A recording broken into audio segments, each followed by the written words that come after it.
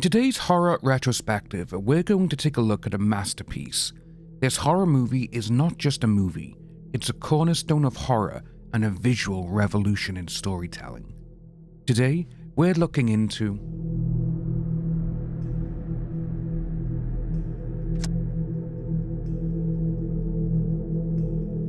Germany was reeling from World War I, and the film industry was looking for a way to express the turmoil, despair, and paranoia of the time. Out of this environment came the Cabinet of Dr. Caligari, directed by Robert Wine. The screenplay was written by Hans Janowitz and Karl Mayer, who used their personal experience and disillusionment with authority to create a story that reflected the chaos of post-war Germany. They envisioned a narrative that questioned sanity, control, and manipulation, perfect themes for an era of uncertainty. Janowitz, a former soldier, had experienced the horrors of war firsthand and was haunted by its aftermath. He believed the blind obedience to authority that fueled the war was a central society flaw.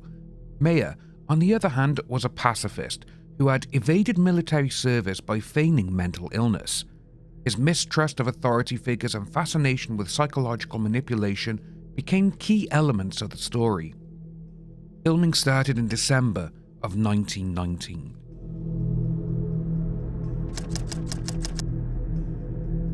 For those who haven't seen it, here we have a small rundown of the plot. The story begins with Francis, the protagonist, recounting a bizarre series of events to a stranger. It revolves around a mysterious carnival performer, Dr. Caligari, who uses a somnambulist named Caesarea to commit murders under his hypnotic control. The film twists and turns as Francis tries to uncover the truth about Caligari's sinister intentions, but nothing is as it seems. The infamous twist ending leaves the audience questioning reality, creating one of cinema's earliest and most effective unreliable narrators. The filming of the Cabinet of Dr. Caligari was as unconventional as the movie itself. Shot in the winter of 1919, the production team faced numerous challenges, including a limited budget and the need to craft an entirely unique visual aesthetic. One of the most distinctive aspects of the film is its set design. Directors and designers in early German expressionist cinema saw film as an opportunity to create moving art, and this philosophy is embodied in Caligari. Production designers Hermann Worm, Walter Reimann, and Walter Rohig were instrumental in shaping the film's iconic look. They designed sets that broke away from the traditional realism seen in films at the time. Instead, they crafted jagged, angular landscapes with exaggerated perspectives, sharp lines, and distorted architecture. Walls, streets, and even furniture were deliberately twisted and painted with dramatic, unnatural shadows to create a nightmarish and disorientating atmosphere. The sets were constructed entirely in a studio, using flat backdrops and painted canvases to simulate depth and dimension. This not only saved money, but also reinforced the surreal, dreamlike quality of the film. The lighting in Caligari was also groundbreaking for the time. Unlike traditional films that relied on realistic lighting, the filmmakers painted shadows and light effects directly onto the sets. This technique enhanced the sense of artificiality and created an oppressive, claustrophobic feeling that mirrored the character's psychological turmoil. This decision wasn't just artistic, it was also practical. The painted shadows eliminated the need for complex lighting setups, which saved both time and money during production. The result was a unique theatrical quality that made every frame of the film feel like a work of art. The filming process itself was tightly controlled. Almost every scene was shot on indoor sound stages, giving the filmmakers complete control over the environment. This decision allowed them to maintain the film's surreal aesthetic, but also meant that meticulous planning was required for every shot. The filmmakers had to think carefully about how the exaggerated sets and painted backdrops would frame the action.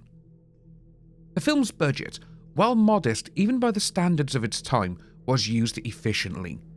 By focusing on stylized visuals rather than expensive locations or props, the production team created a timeless and evocative atmosphere on a limited financial scale. The costumes also played a critical role in reinforcing the expressionist aesthetic. Dr. Caligari's long black coat and Caesara's skin-tight dark outfit added to their sinister and otherworldly appearances. Even the townspeople were dressed in costumes that felt slightly off-kilter, subtly emphasizing the film's distorted reality. In the end, the Cabinet of Dr. Caligari was a collaborative triumph, from the production designer's bold vision to the actors' intense performances and Wine's direction. Every element of the filming process contributed to the creation of one of cinema's most visually striking and psychologically intense movies.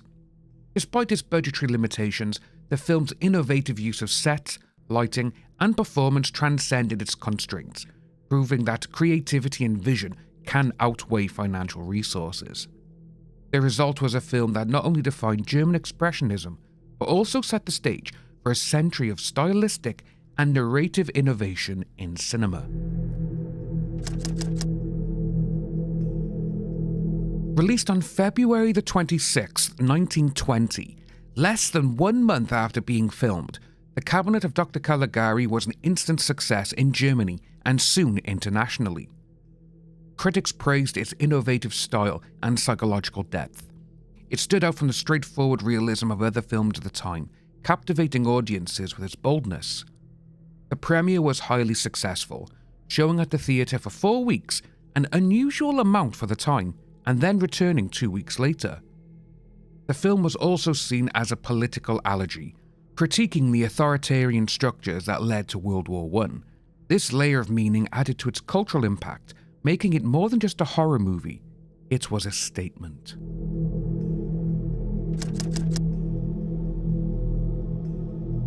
The legacy of the Cabinet of Dr. Caligari is vast and far-reaching, shaping the course of cinema and popular culture for over a century. The influence can be felt across multiple genres, from horror and psychological thrillers to film noir and even science fiction, but its impact goes beyond stylistic imitation. It changed the way filmmakers approached visual storytelling, psychological themes, and the art of cinema itself. To start, Caligari is widely regarded as the first true horror movie. While earlier movies like Le Manoir du Diable in 1896 toyed with its supernatural themes, Caligari was the first to craft a deeply unsettling atmosphere using its visual style, narrative twists, and psychological tension. It laid the groundwork for the horror genre as we all know it today, influencing everything from the universal monster movies of the 30s to modern psychological horror classics like The Babadook and Hereditary. Caligari also had a profound influence on German cinema, particularly during the Weimar Republic. It marked the beginning of a golden age of German expressionist films, inspiring iconic works like Nosferatu, Metropolis, and M. These films continue to push the boundaries of visual storytelling, using surreal, dreamlike aesthetics to explore complex themes of fear, power, and society collapse.